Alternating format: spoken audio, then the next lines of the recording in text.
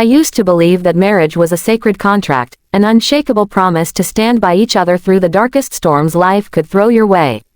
For 4 years, I loved my husband, Julian, with everything I had. He was a smooth-talking, highly successful corporate consultant who prided himself on his flawless lifestyle and his social status. When I got pregnant with our daughter, Lily, we were overjoyed. But life has a cruel way of testing the foundations of your world. 2 weeks before my due date, a reckless driver slammed into my car at an intersection.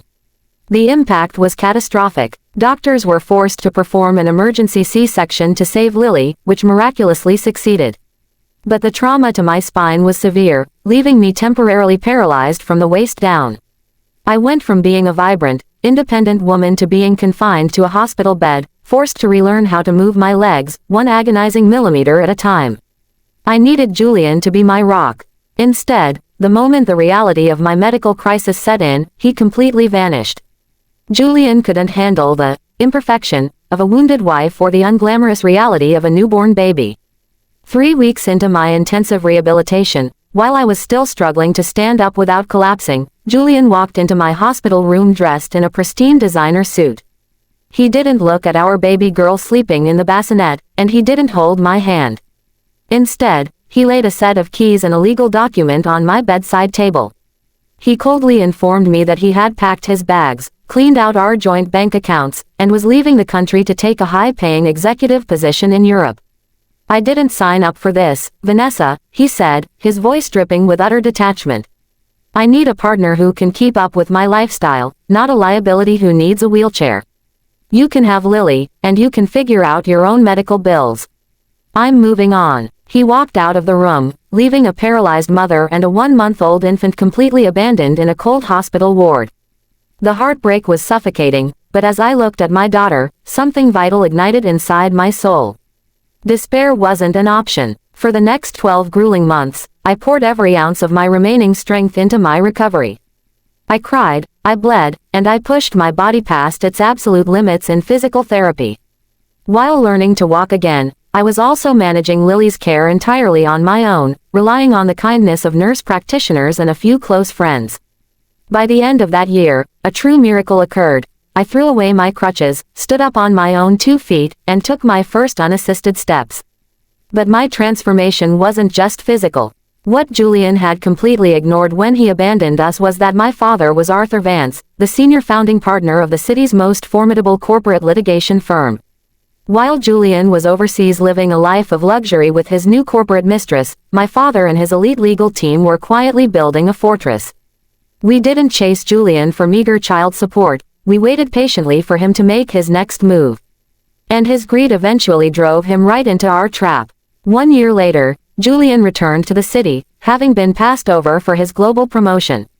He discovered through social media that I had not only fully recovered, but that I had inherited a massive, multi-million-dollar commercial real estate portfolio from my late grandmother's estate. Seeing a massive payday, Julian's predatory instincts kicked in. Within a week, I received a court summons.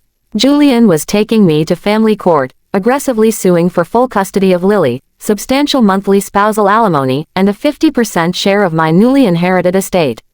He hired a ruthless, high-priced celebrity attorney and fabricated an entire narrative, claiming that my severe physical disability and emotional trauma made me an unfit, unstable mother, and that he had only left the country temporarily to secure financial stability for our family. The day of the court hearing arrived. Julian walked into the family courtroom radiating smug confidence, wearing an expensive watch, and flashing a patronizing smile at me as if he had already won. He sat next to his lawyer, fully expecting to dismantle a weak, broken woman. But his smile instantly faltered when the heavy wooden doors of the courtroom swung open, and I walked in. I wasn't using a wheelchair, a cane, or a walker. I walked with absolute grace, precision, and commanding confidence, wearing a tailored black power suit. Behind me marched my father, Arthur Vance, flanked by 3 of the most powerful federal financial prosecutors in the state. Julian's attorney stood up, trying to present their heavily fabricated timeline of abandonment and medical incompetence. But my father didn't let him finish. He stepped up to the podium, threw a massive, leather-bound binder onto the judge's bench, and completely destroyed Julian's lies in a matter of minutes. My father presented certified, subpoenaed international banking records proving that Julian had systematically embezzled over $200,000 from our joint marital funds while I was unconscious in the ICU. He submitted live tracking data, flight manifests, and hotel receipts showing that Julian had spent the last 12 months vacationing across Europe with his mistress using those stolen funds, completely ignoring every single medical outreach and emergency notification regarding his daughter. But the final, fatal blow was yet to come. My father looked at the judge and said, "Your Honor, the petitioner claims he left the country for the financial benefit of his family. However, we have a certified deposition from his European employers stating he was terminated for corporate fraud. Furthermore, we have a federal warrant."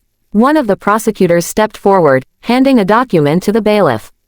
Under federal law, abandoning a critically injured spouse during a life-threatening medical confinement, while intentionally withholding medical insurance access, which Julian had done when he removed me from his corporate policy, constitutes severe criminal domestic abandonment and reckless endangerment of a dependent minor.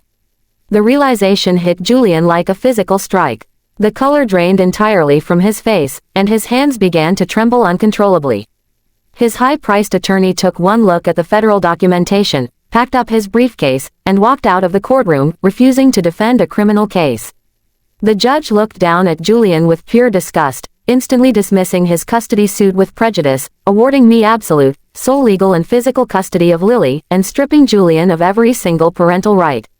The judge then signed the federal arrest warrant right there on the bench. Two armed bailiffs stepped forward, ordering Julian to stand up, and clicked the heavy steel handcuffs around his wrists. Julian burst into tears, shaking and sobbing as he looked at me, begging me to speak to my father, pleading that he was sorry and that he just wanted to be a family again. I stood up, walked over to him, and looked him dead in the eye with absolute, unyielding coldness. "You left me when I couldn't walk, Julian," I said, my voice echoing clearly through the silent courtroom. "But you forgot that when I stood back up, I would be strong enough to crush your entire world." I turned my back on him, walking out of the courtroom into the bright sunlight, completely free. He wanted to use the law to rob me, but he forgot that a mother who can fight her way back to her feet can fight through anything, and he was left with absolutely nothing but a prison sentence.